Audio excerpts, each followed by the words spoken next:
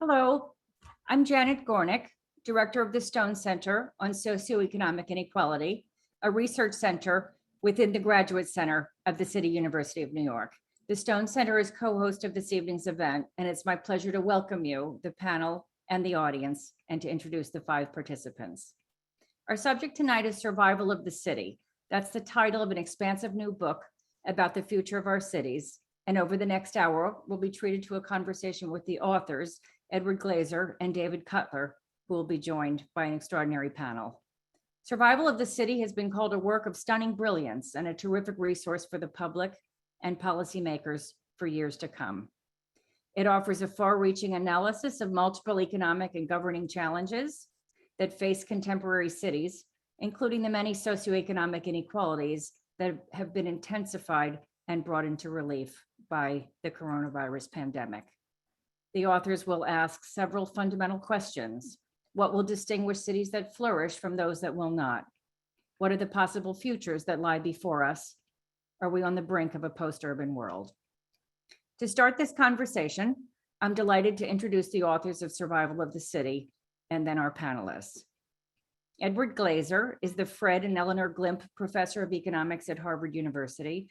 He's published extensively on cities and their evolution over the last 30 years and is author of the widely read book, Triumph of the City. He heads the Urban Economics Working Group at the National Bureau of Economic Research and is co-director of the cities program at the International Growth Center. His co-author, David Cutler, is the Otto Eckstein Professor of Applied Economics at Harvard. His academic work on public and health economics has earned him wide praise. He has served on the Council of Economic Advisors and the National Economic Council during the Clinton administration and has advised the presidential campaigns of Bill Bradley, John Kerry, and Barack Obama. Paul Krugman, this evening's moderator, is Distinguished Professor of Economics at the Graduate Center and a senior scholar and core faculty member in the Stone Center. He is author, editor of more than 25 books and 200 papers, and since 1999 has been a columnist for the New York Times. He was awarded the Nobel Memorial Prize in Economics in 2008. Michelle Goldberg has been an opinion columnist for the New York Times since 2017.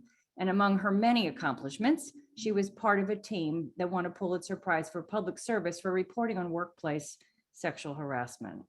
She's the author of 3 prize-winning books, and she appears regularly as a commentator on television and radio. Phil Thompson is an urban planner and scholar who is at the center of governing, serving as New York City's deputy mayor for strategic policy initiatives. Before joining the de Blasio administration, he was a professor of urban planning at MIT, and he also served in the administration of New York City Mayor David Dinkins. I'm proud to say that in 1990, he received his Ph.D. in political science from the CUNY Graduate Center, and in 2019, he was honored with the Graduate Center's Presidential Distinguished Alumni Medal. So now I invite Professors Glaeser and Cutler to give a brief presentation about the book. Our panel discussion will follow, led by our moderator, Paul Krugman, and audience members will have an opportunity to pose questions at the end of the event. I know that what follows will be a lively conversation, and with that, I will step out, and Paul, I turn the program over to you.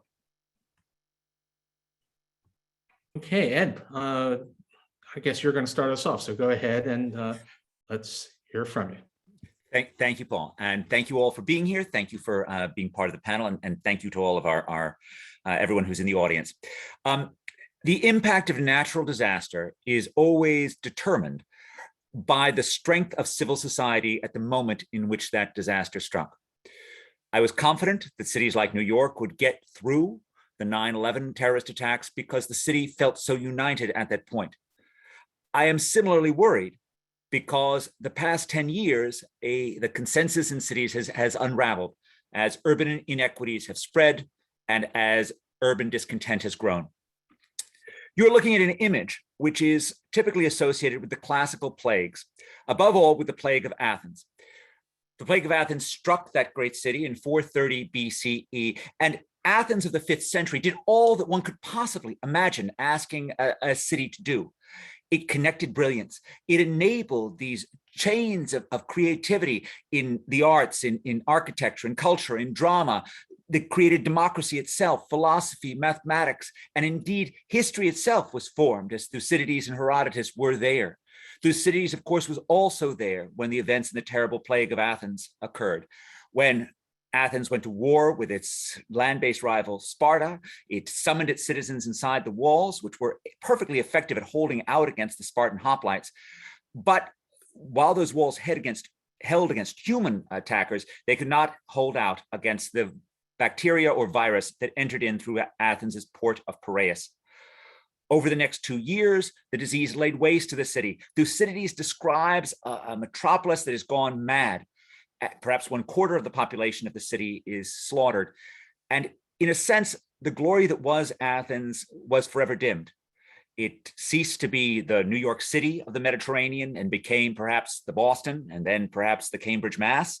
And it really, in a sense, never recovered that impact of the plague because the plague struck when it was teetering on the edge.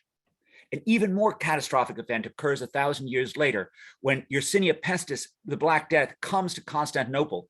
At that moment, Justinian, the emperor, has sent his warlord Belisarius forth to reconquer the Mediterranean world and to reimpose the Pax Romana. Just at that moment, when Belisarius has conquered North Africa and is having victories in Italy, the plague strikes. Totally destabilizes the situation. Year after year, the plague comes again and again, arguably plunging the entire continent into poverty, war, darkness. Now, for most of the past 650 years, our cities have been much more stable with respect to plague, and cities will always be vulnerable. They are the nodes on the global lattice of travel and trade, and their density enables viruses and bacteria to spread easily between people. In the early 19th century, it was yellow fever, mosquito-borne illness out of Africa. In the mid-19th century, it was cholera. Waterborne illness emerges in its most virulent form out of the Ganges Delta in 1817. These diseases, while they were unbelievably deadly relative to COVID-19, they did not derail the locomotive of urban growth, partially because cities came together. And in chapter 3 of our book, we tell the story of what we see as really this hinge of history, where 19th century American cities start investing in aqueducts and sewers, and governments, which before 1800 had pretty much been exclusively agents of death, right, started being life-saving entities as well. It required an enormous amount of money. America's cities and towns were spending as much on water at the start of the 20th century as our national government was spending on everything except for the post office and the army. It required incentives as well as infrastructure. The Board of Health, which plays a major role in our story, required tenement owners to connect to the water system or imposed fines on them. But our cities became safer. And so we've enjoyed a blessed century that is free from pandemic until, since the influenza pandemic of 1918, 1919, until all of a sudden COVID happened. And as many people have noticed, this pandemic has laid bare the tremendous inequities in our society. And in some sense, because it strikes at cities that were already unequal, it poses particularly grave dangers. This is a map of cases in the 5 boroughs. Notice that the cases are lowest in Manhattan and in Brooklyn Heights, the places that are actually densest, at least in terms of buildings. The reason for that is quite simple. This is in the relatively early days. This shows the change in mobility, the change in trips as measured by cell phone data. And you can see it was in downtown Manhattan, it was in Brooklyn Heights that you really saw mobility decline, because those areas had knowledge workers and had people who were wealthy enough to leave New York. And it was in the outer boroughs.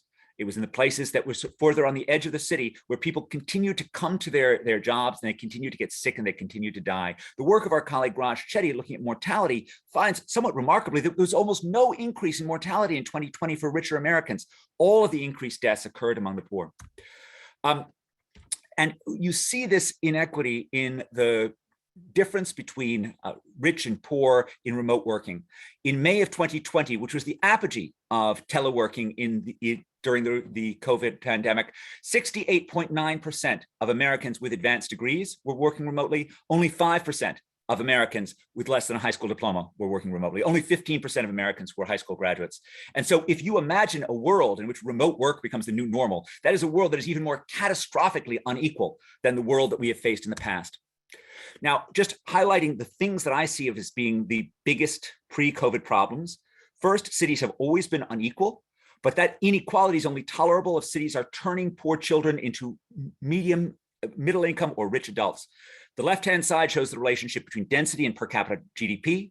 Cities are very productive. The right-hand side shows the relationship between density and upward mobility in the metropolitan area. This is adult earnings for people who are born from poorer children. Denser areas ended up doing much worse at enabling their children to get out of poverty. This shows upward mobility right at the edge of the central city school district. This is averaged over all of America. And this is the cohort that was born between 78 and 83. This is based on the Opportunity Atlas put together by Raj Chetty and his co-authors. On the right-hand side, you see the decline in the share of the population that's incarcerated as an adult right at the edge of the city school district border, right? So again, if you grew up outside of the big city school district, you were much less likely to be in jail or prison as an adult, right? Huge differences in lifetime outcomes. Second crisis, the fact that we've become so unaffordable. My view is this results from a failure to build. This graph shows the amount of building is along the horizontal axis. Prices are along the vertical axis. The places that build a lot aren't expensive. The places that are expensive don't build a lot. There's no repealing the laws of supply and demand. And if our cities are going to be attractive and they don't build, they're going to always risk becoming boutique towns affordable to the wealthy. Of course, because we don't build, we end up leaving people who can't afford New York, who can't afford San Francisco, trapped in long-term joblessness. This shows the geography of prime-age males who don't work. And as you can see, there's great swaths of low-density America, places like Appalachia, the Deep South, the Rust Belt cities, where more than 1 in 4 prime-age males are jobless. And when you think about the future of work, right, I have at least the hope that there will always be a service sector job in a city like New York, as long as there are entrepreneurs who are free to figure out new things to do. But what are less educated Americans going to do in places like West Virginia if they're not able to move to cities like New York? Finally, of course, there's the policing crisis that flared so strongly. And of course, the fact that ordinary Americans, ordinary American boys, particularly of color, don't feel like they're safe to walk on the streets because of the police is as big a problem as ordinary Americans who don't feel like that they're safe to walk around the streets because they're afraid of crime. Now, looking forward, all of those problems seem to call for a massive progressive response at every level of government. And while I see little to fear about a progressive response at the national level, a progressive response at the local level features this risk, which is that it's never been easier to move. Sort of offers a replay of the difficult days during the 1970s in which progressive dreams of mayors like Lindsay and Jerome Kavanaugh in Detroit collided against the fact that highways, suburbanization, container ships made it particularly easy to get out of Dodge, to leave New York. This shows the decline in people going into offices and castle work. Taken in the US as a whole, we've gone from having 50 million Americans who are working remotely to 20 million Americans who are working remotely. And I think there are good reasons to think that, in fact, we will be back in the office, in part because even the studies that have found that we are perfectly productive working at home. So the great work of Nick Bloom, the Stanford economist, or our students, Natalia Emanuel and Emma Harrington, who look at call center workers who have switched to remote, they're just as productive at home, also show that they're much less likely to be promoted. What does promoted mean for a call center worker? You trusted with the difficult calls, with the real pains in the, now, how would you learn how to handle those calls if you weren't connected to another human being? How would your boss learn that you were good at them? It's what the great English economist Alfred Marshall was talking about when he said that in dense clusters, the mysteries of the trade become no mystery, but are, as it were, in the air. You can also see this in the fact that new hires for remotable jobs have collapsed. So this looks at, this is by Morales Aria and Daboin. This divides occupations into ones that have to be done live, non-remotable versus remotable. Employment for the remotable jobs stayed steady. New hires cratered, right, and didn't come back because people weren't willing to trust new people who didn't go through the system. Even though Microsoft told us that its programmers were just as productive remotely, new hires for programmers were down by over 40% between February 2020 and November 2020. And anyone who's ever taught knows the hard part about teaching isn't knowing your subjects, it's knowing whether or not anyone you're talking to is getting any of it, right? We lose these cues for communicating comprehension or confusion that are lost when we're not in the same room with one another. So I fear that our very understandable desire to fix the terrible things that have gone wrong in our cities face the risks that the rich and businesses can just leave. So even though I think tech companies are going to want to be around each other, they may well decide it's easier to leave New York for Vail if they like skiing or Honolulu if they like surfing. So let me end there. But let me end not with a dour warning, right? There are real risks, and we have work ahead. We have to make sure our cities are smarter. We need to make sure that they are more functional engines of opportunity, places for outsiders as well as insiders. And we need to do so in a way that does not repel the taxpayers who are so vital to making our cities run. But I have confidence that we can do this, just as our cities did this in the 19th century when they battled the even more formidable foe of cholera. Cities are amazingly resilient, and they will continue to be so. Thank you.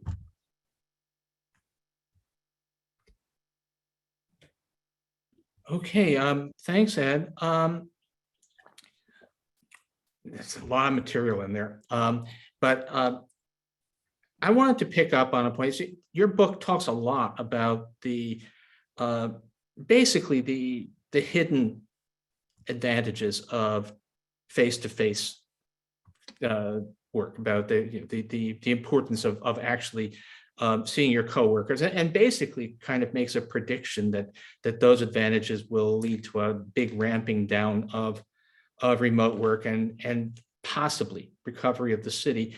But it's all, unless I misread, it's really all kind of from the business productivity side, and there's also a sort of more human side. And I thought maybe I would start with Michelle, because Michelle, you've written a couple of very powerful columns about the loneliness problem created by the pandemic. And I guess, do you have an update on how that's feeling and whether the desire to resume contact is going to draw people back to the city, is kind of what I have in mind? Well, so in some ways, what you're asking me actually dovetails with the question that I wanted to ask Edward, because I did think I find most remote interactions intolerable, and found, kind of, everything about pandemic life, far worse than anything I'd ever experienced in my life to date. And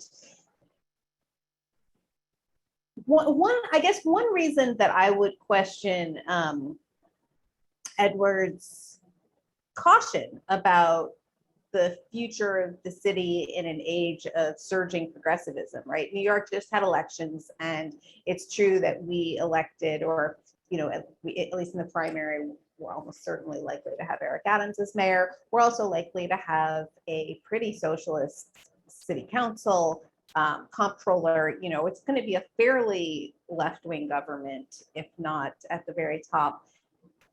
And yet, at this time of sort of, you obviously had a huge move left during the de Blasio administration, even if not as much as some of the people who elected de Blasio would have hoped.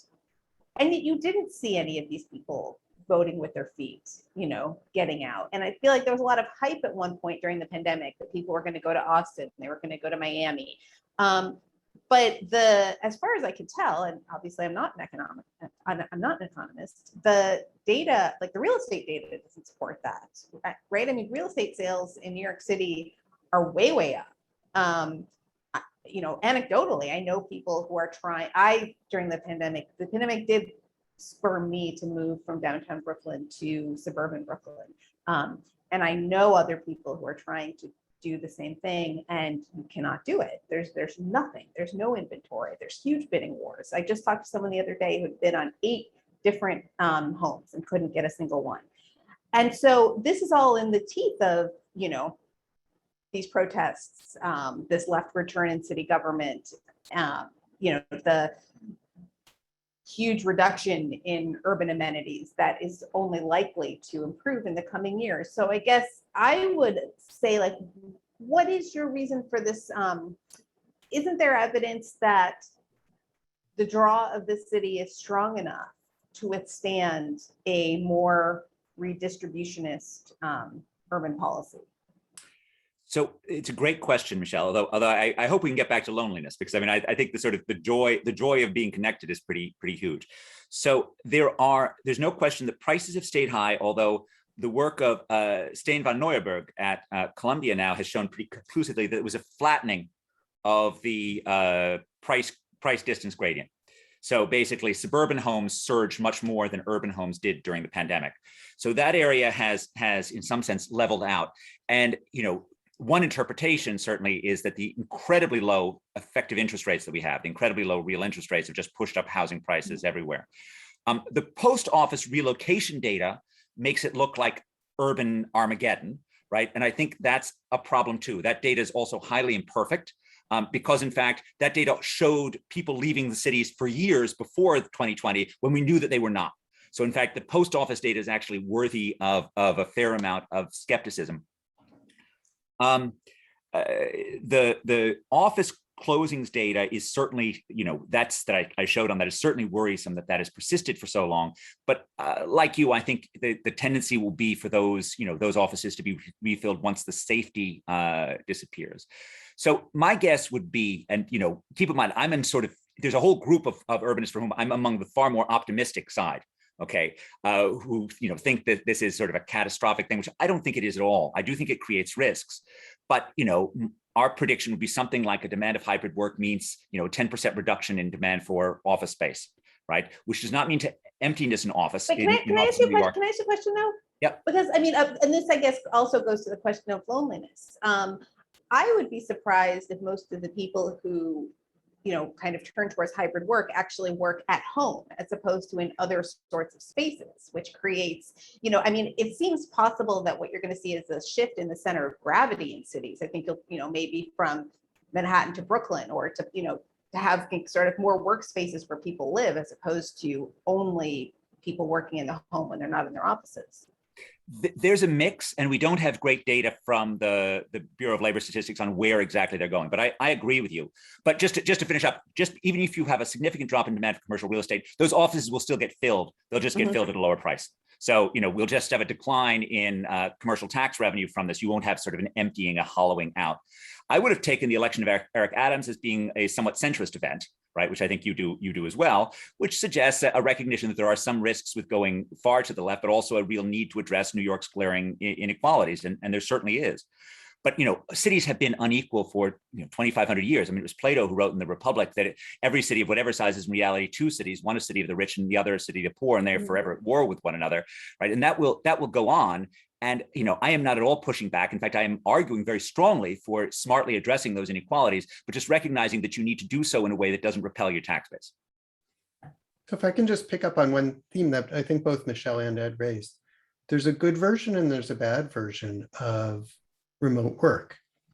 So, you currently have maybe a suburban family, the parents are taking up space, they're occupying space in the suburbs, and they're also occupying space in the city. So 2 spaces. If they cut back, maybe they only need 1.5 spaces. One of the things that does is it free up spaces for other people who are having difficulty finding space. So younger people, people on lower incomes, startup businesses, and so on. It wouldn't be a terrible thing if in Boston, and I presume in New York as well, if in Boston, some of the space that's occupied by big, grand banks whose workers commute into the city and commute back home were instead occupied by startups or got turned into residential housing for people who literally are thinking of leaving the area because they can't afford to live in the area. So if you have that demand, it could be a very good thing. It could turn cities into more opportunities when otherwise they're short on building.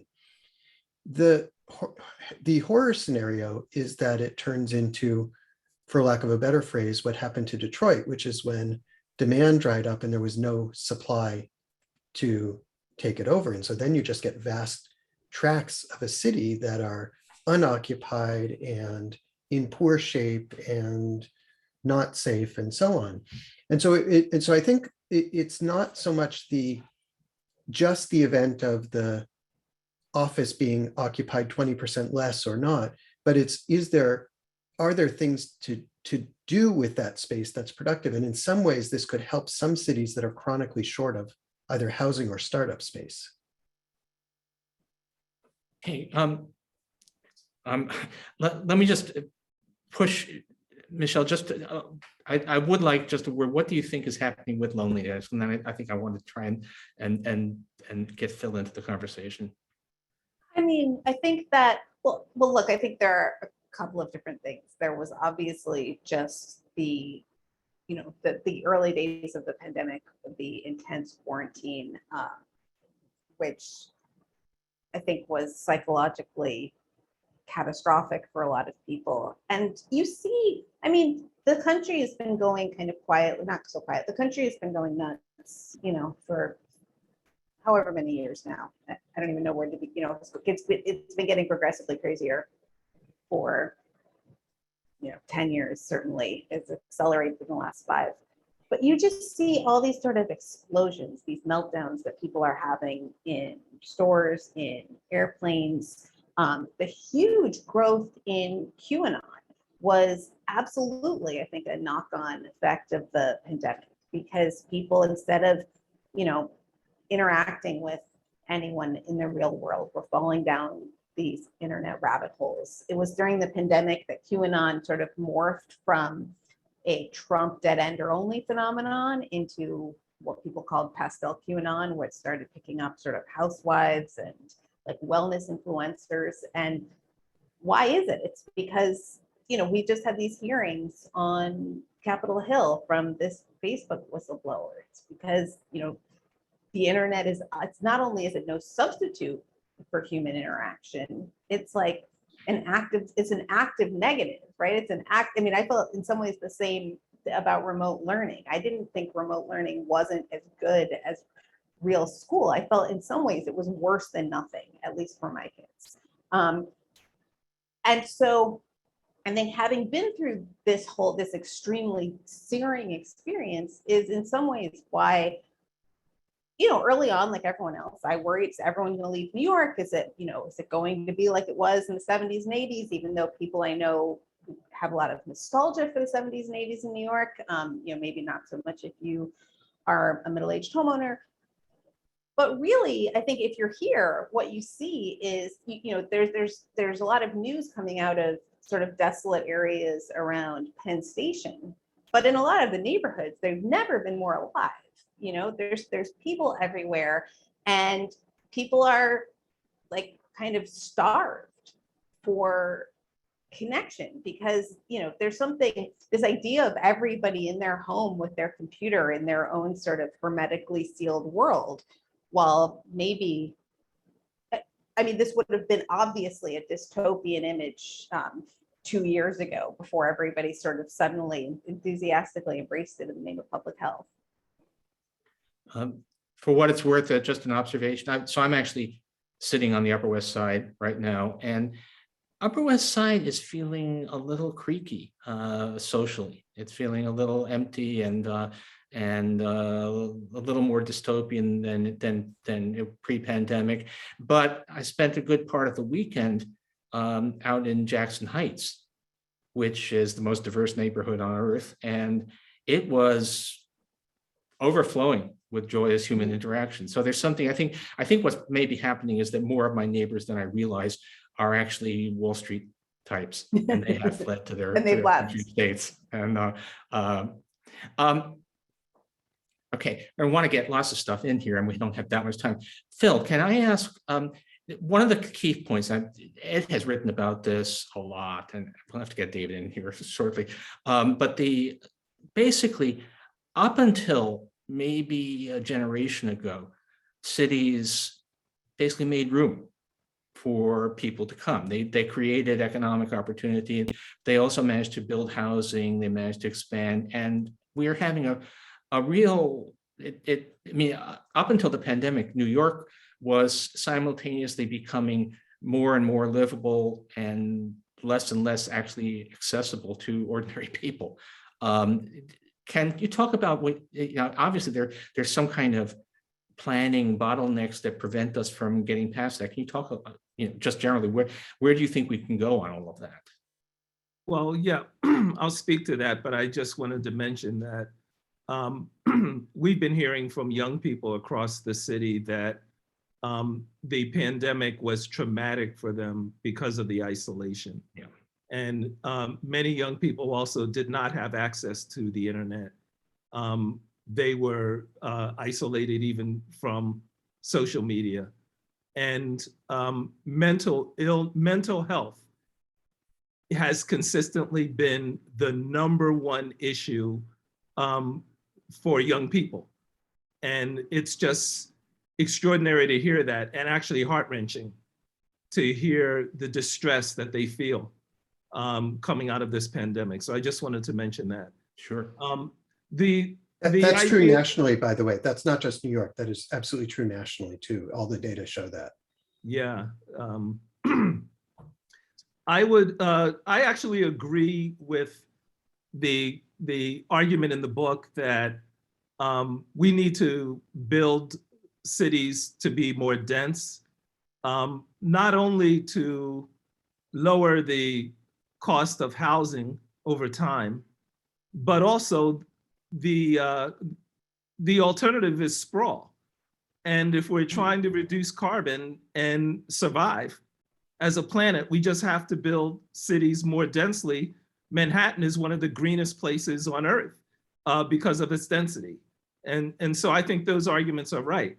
In practice, though, it's not only folks who want to preserve their view of the Hudson River or whatever that oppose big buildings. It's also low-income people of color who feel that if big buildings go up and gentrifiers move in, they will be priced out of their neighborhood. And yes, in aggregate, over time, housing costs may come down, but that'd be too late for them. And their rents are going to go up. And so they oppose it. And secondly, gentrifiers often do not engage with old, long-time residents in places they're moving into. And those tensions are very real. And there often is not a lot of dialogue between the people who are moving in and the people who've been there a long time. I do think there are things we should think about experimenting around. And I also like the theme in the book that we have to experiment and learn and try new things. I think community land trusts, which can stabilize housing costs, might be one way of relieving some of the fear of displacement that low-income, long-time residents feel. And it might provide some affordable options for people who want to stay in their neighborhood. But it's not just, bad people who, want to stop, growth or whatever because they have some privileged view that are opposing more density in cities.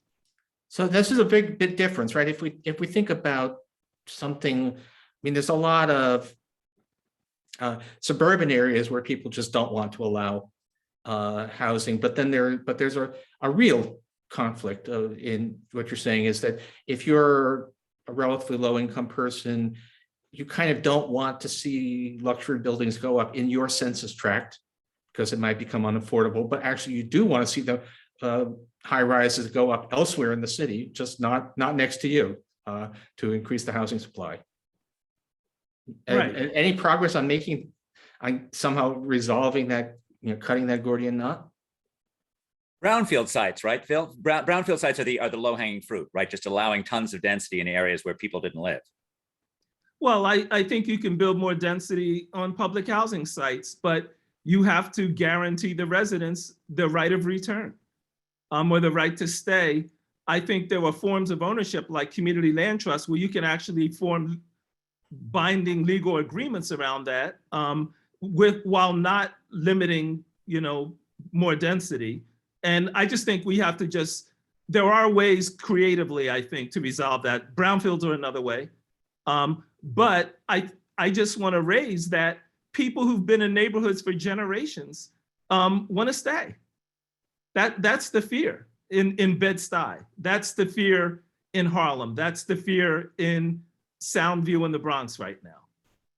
So in the book, we have a description of this, actually not so much in New York, but in Los Angeles, which is where I grew up. So I know it a little bit better, where there's East Los Angeles is predominantly Latino, and West Los Angeles is relatively not much less so. And so and West Los Angeles doesn't build. And so people keep pushing east. And there is a absolutely perfect avocado toast coffee place that moved into East LA right over the highway and just produced just enormous consternation for exactly the reasons, Phil, that you were saying, which is that, that it was a Latino neighborhood and they were afraid that this was the first wave of sort of pricing them out and so on and so forth. And so it became a fight between the arts district and the Latino area of Los Angeles. And of course, what you really want is for both of them to go to Los Angeles City and say, look, we're on the west side, can we actually build? And for that matter, we're on the east side, can we actually build?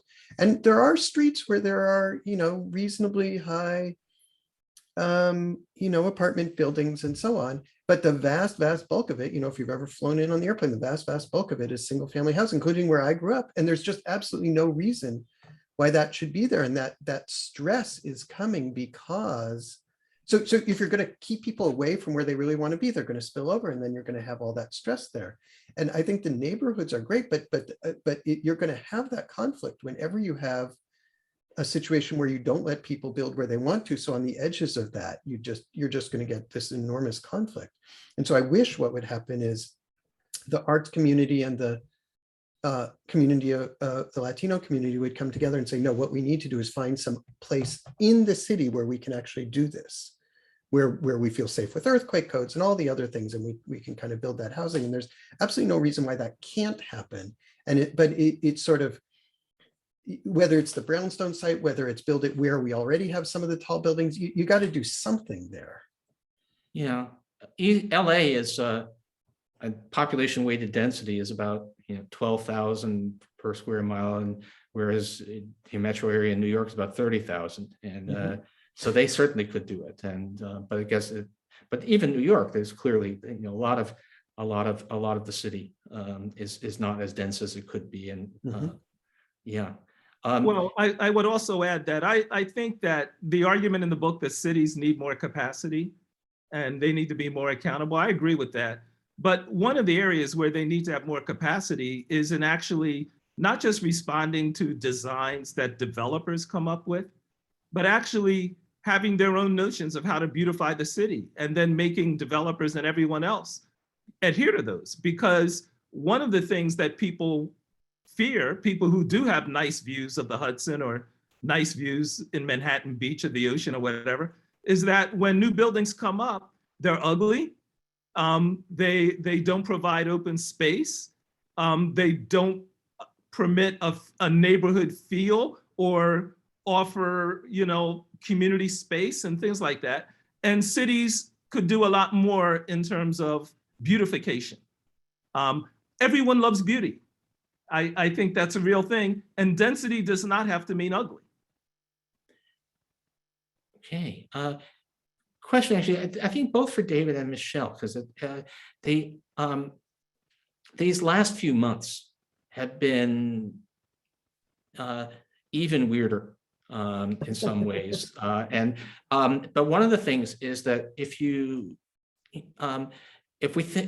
thought of, certainly in the first wave, there was a lot of we thought of the pandemic as being a big city problem, especially a New York problem, and the kind of isolation we thought of as being the sort of also this was happening in New York, but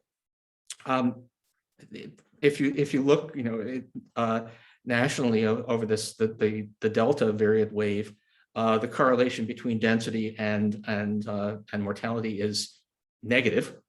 The densest places have had the least. And if we look, Michelle, at the craziness, a lot of the places where people are most consistently crazy are not actually in the big cities that have had lots of lockdowns. So how do we make sense of this, either or both of you? I mean, well, I think it's easy to understand why there's been an inverse correlation between density and death, right? Because just in terms of accepting mitigation measures at this point, being vaccinated, acknowledging that COVID exists. And also, and I'm curious whether to what extent this plays a role, just access to good medical care, right? I mean, that's one thing about being in the city, you have, not everybody has it, but there is, just before COVID, I was in Iowa for the caucuses, and I got really sick with the flu. and had to go to find some sort of like emergency place. And it didn't exist. You know, the sort of walk-in clinics that you have on every other block here, they just don't have them. There's nowhere to go. And so, you know, at another point this year, I had to get a COVID test in Arizona, and it wasn't easy. And so just access to medical care, I wonder if that's part of the advantage, like a less noticed advantage that people have in cities. But in terms of people getting more crazy, I mean, I think that obviously people in the bluer parts of the country have accepted more restrictions, but almost everybody's life has been upended one way or the other. And there's been, you know, if you don't trust the government, then the way that it's been upended seems like nascent totalitarianism. But there's been, you know, even though the school closures didn't last, there were school closures everywhere. And that was a shocking thing, I think, to think that like something that underpins kind of almost everything else about society, right? Something that sort of makes everything else in your life possible if you're a parent, that could just go away. That certainly changed the way I think about government and the way I think about my like security in the society. And I imagine that it has for other people to different degrees. And it's interesting that so many now of the really heated, crazy social conflicts that we've been having have been over schools, some of them COVID related, some of them not COVID related, but I suspect at least partly born of like resentment and distrust over what just happened. Okay. Well, can I just add 2 comments to what Michelle said? Yeah. One is that I think urban areas have always been much more accepting of government because, you know, when you're right next door to someone, you realize you need a referee more frequently. So just, you know, you need city government much more, and therefore you need government much more. The second point, and it sort of picks up on really on where Michelle was, which is there is one area of the economy that finally started to use technology more in COVID, but still hasn't enough. And that's, of course, the medical sector. So it is very hard in rural Iowa to find a doctor who's a specialist in anything. And yet you can have, there's no technological reason why you can't have a link up to Des Moines or to Chicago or to any other place you want, where they can be monitoring you in remote time and talking to you and doing all the tests. And of course, the reason we don't have that is not the slightest bit to do with technologically we can't do it. And it has everything to do with the crazy way that we run and pay for medical care.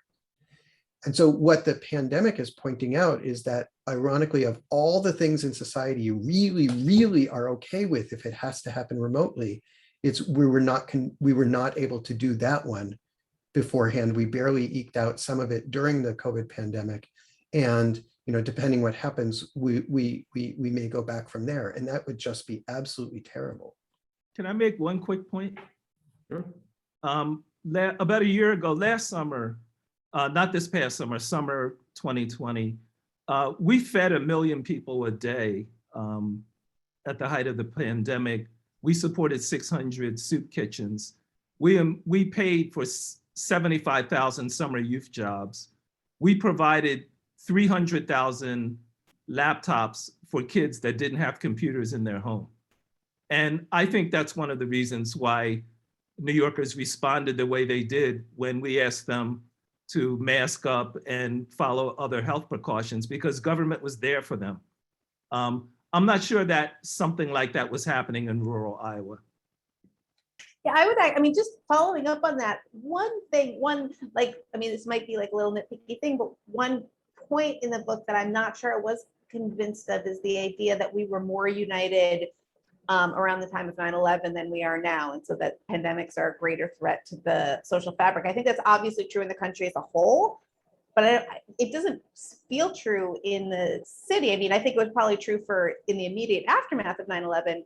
The very fact that you could have somebody like Giuliani become mayor was a sign of deep divisions in this city, right? And this is after, you know, the Crown Heights riots and, around the time of Amadou Diallo and all, there was just, New York feels to me I mean, certainly we're politically more united, but it feels like there's much less dissension in a lot of ways than there was 20 years ago, maybe because some of those people have left.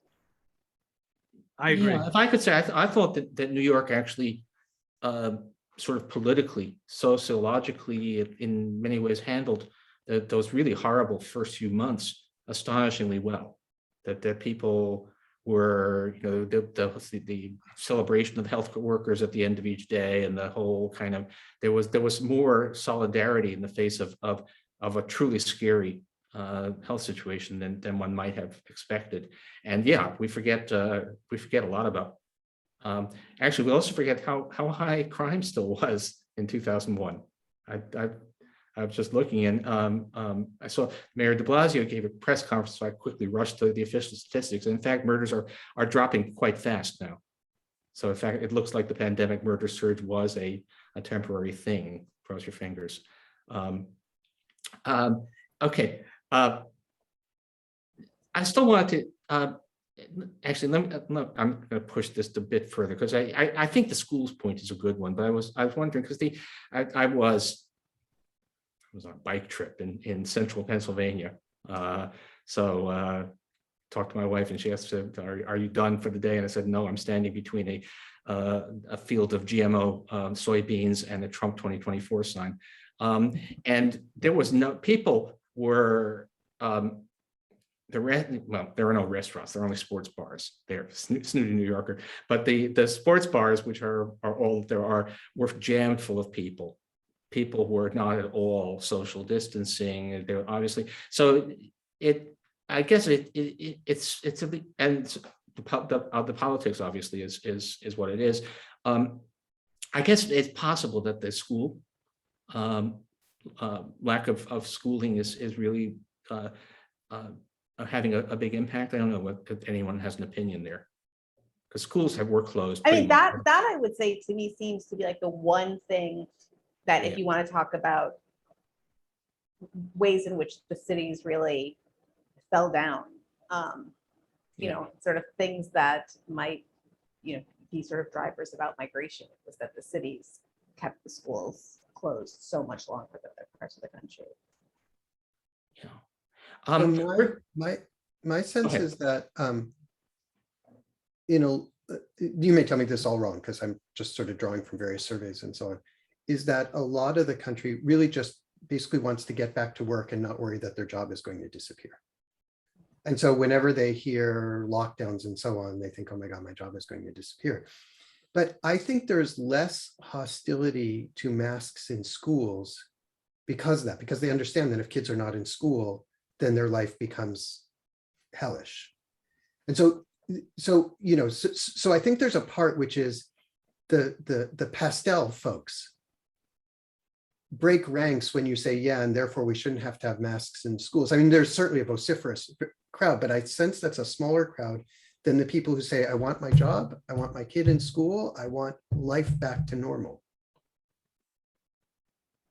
Okay, I should say to audience that we really are going to try. We're going to try to hold the time here. So if you have questions, you can put them in the Q&A box. I'm trying to respond, ask your questions on your behalf to the extent that I can. There's a lot of stuff that's happening. We already have a number of questions, but I thought, but if you have anything that you'd like to raise, put it in, and possibly we'll get to it. I wanted to, one of the questions, which was something that certainly occurs to me, but I don't have a sense. So one questioner asks, can we do something about all of the vacant ground level retail, which is certainly that's a very New York phenomenon, and it is really striking. But it was striking even pre-pandemic, that you had rents rising to a level that were leaving all of the kind of interesting businesses to go away, and yet all these vacant storefronts. Phil, do we understand what the hell is going on here? Well, many people feel that landlords are just holding out for higher rents, and they are actually trying to push out low rent businesses and trying to just flip whole buildings and so forth. So it's about real estate speculation. There is I know there's a strong political move in the city for commercial rent control. And there are a lot of folks who are really worried about that as well. But a lot of folks feel that it's just speculation. Folks want to get rid of their existing tenants, flip buildings for luxury, and higher rents. Now, the pandemic slowed that, really threw a big wrench in all of that, but we may see this, recurring. I tend to agree with the book, though. I tend to think that the economy is changing in fundamental ways that I believe we're beginning to see more advanced manufacturing or high tech or new kinds of startups. And I do think there's a demand for affordable space, which, one would think if landlords were desperate for money, they would just open up those buildings, but they're not. Okay. I think Paul, just two things quickly on this. So there are in fact covenants in commercial mortgages that actually sometimes prevent the landlords from cutting rents. And of course, I agree strongly with Phil that the profit motive plays a role in this, but that should still lead them to want to be in the absence of things like this. And it's still a big puzzle for us. And I think this is, a big question as to why this market isn't clearing more quickly. Okay. Maybe this is another Phil question. So one questioner asks, what can we do about homelessness? Which is certainly very, very visible everywhere. Well, I think there are a lot of things we can do. And the homeless are not one population. There are a lot of different kinds of populations, amongst the homeless. And so for chronically mentally ill people, Hawaii started using Medicaid money to build housing for them. And Medicaid saved, I think, 40% on those people. For families, I actually think we need to build more housing. And I tend to agree with the thesis of the book. We need to keep fighting for, more density, more housing. I also think on the employment side, there are a lot of things local government can do. Over a year ago, we got the building trades to agree that for every city-funded construction project, 30% of the people in the job would come from public housing or from zip codes of 15% higher levels of poverty, which creates 6,000 job opportunities a year. I think we can do a lot more of that and get people into jobs so that they can afford more housing. So there are a variety of things we can do. And also with kids, some homeless folks are runaway youth who have nowhere else to go. And so there are programs we can extend to them as well. And I like some of the suggestions in the book about, getting kids into summer jobs that are just not mate work, but actually lead them into careers and enable them to pursue their interests and providing supports for them. So we're doing that in New York. We can do more of that, but all of these things we need to tackle homelessness. Okay, one questioner, I'm going to ask Michelle, but I have a view on this, but let me ask you, that says, is the loneliness problem as severe for the younger generation who live their lives online anyway? My guess is that it's worse. Yeah. I suppose in some sense, yes, they're more used to kind of communicating that way. But, as David said, there's tons of data from all over the place, right? About how much suffering there's been and how many sort of, how much psychological fallout there's been. Because, even if people are living a lot of their lives on Instagram or, TikTok or whatever, still being young is when you are, right? People have been robbed of this kind of high school, they've been robbed of college, they've been robbed of, the years when you're dating, the years when you're having adventures, right? If you, at least, if you're I think it's bad for everyone, But just in terms of what is being lost, you know, and kind of Yeah. what is irretrievable, my guess is that it's pretty severe for younger people.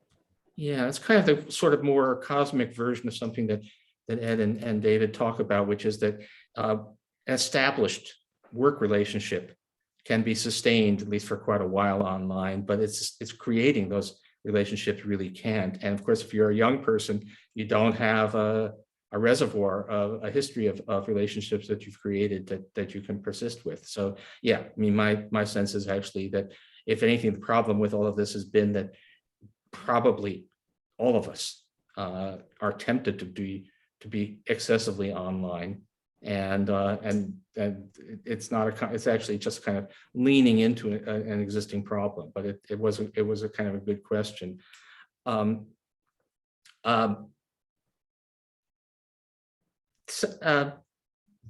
There was again maybe a city planner.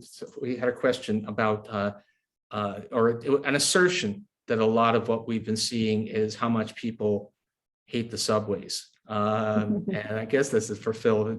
Do people hate the subways, or can we do something about that? This is a very New York question, because I guess New York and to some extent Boston have mass transit. Nobody else does. But what's your view? Because I haven't. Yeah, I'd like to hear someone else, because I can opine, but I probably would like to hear from someone else here. Well, first of all, the subways are basically run by the state, not by the city. Okay. The subways need to be cleaner. They do run on time. There is now better policing in the subways. There is more outreach to homeless folks who sometimes sleep on the subways. All that helps. The subways are basically inaccessible with people with disabilities who can't go up and down long flights of stairs. That is a disgrace. And right, they're inaccessible if you have a suitcase, or I was gonna say if you have a baby. Yeah. So there are lots of problems with the subways, but still, it is the lifeblood of the city. And people they want the subway. They just want it to be clean and safe, and accessible. Yeah, I'm a booster, and I like the subways. Of course, it's possibly that since I live on what I am old enough to still think of as the IRT. Well, and also, I mean, in terms of kind of, right, the book is called Survival of the City. I would think one data point in favor of the survival of the city is how few young people even get driver's licenses. That's right. right. Like, people are preparing themselves for a life in which they're going to get around by subway and bike and maybe, ride hailing apps. Okay, we're closing in on the end of our hour. Does anybody have something that they really want to get across that I've talked over? I just want to connect the last 2 points, just because it brought back such strong memories of my own youth as growing up in New York. That in fact, everything that Michelle said about years lost is just so true. And for me, at least, the subway was this lifeline, this incredible opportunity to explore the magic that was New York, even in those grittier early 1980s. And I think that's what we're all wanting to get to, is a city that is where young people can just go and uncover dreams and find amazing things, because cities are full of people doing absolutely amazing things all the time. And I just want to re-emphasize, yes, there are divisions and there are problems that felt unhealed, and I think that point is real, but it is also true that the city absolutely came together in the face of the pandemic. And it was magnificent. And that is not, that is not what we were trying to emphasize at all. What we're trying to emphasize, in fact, was the pre-existing fractures which had gone unhealed for years, if not decades, and the need to address those now. I would like to, if I may, would just, the parts of the book that talked about health made the point over and over again that civil society is really critical for, healthy communities and for the survival of cities. The parts that dealt with policing and education, policing talked about Ray Kelly and the importance of having good managers in city government. That's true, of course. But I would say Ray Kelly isn't why crime dropped so dramatically all by himself. In fact, communities really stepped up in a huge way. And civil society is just as important for all the other things we need to do. Make cities safer, make education more meaningful, as it is for making cities healthy. And so I think the government ought to invest in building civic infrastructure all over.